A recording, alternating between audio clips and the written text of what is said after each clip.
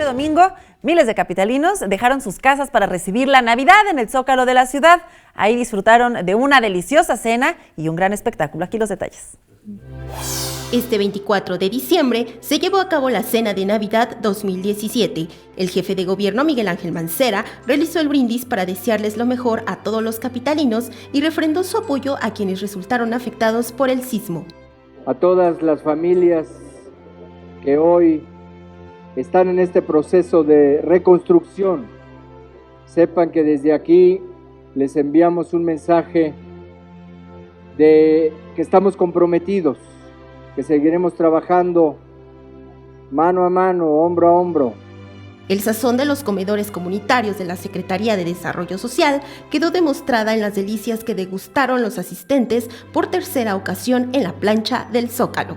El menú fue todo un espectáculo del sabor mexicano, ya que consistía de 2 guarniciones y por 9 platillos como cochinita pibil, michote al estilo barbacoa, con habas y nopales, tamales veracruzanos, birria vegetariana con setas, bacalao de soya y chuleta ahumada con champiñones en salsa esmeralda, y para el frío de esta Navidad se complementó con bebidas calientes como ponche y café.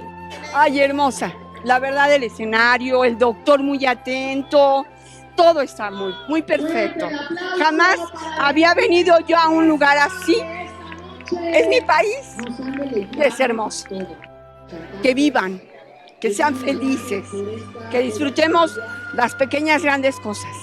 24,000 raciones se repartieron en el Zócalo capitalino, 6,000 en las 16 delegaciones y 25,000 en diferentes puntos de la ciudad como albergues.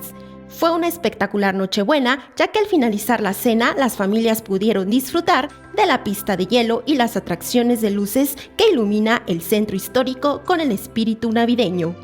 Con imágenes de Joel Arias, María José Valencia, 21 Noticias.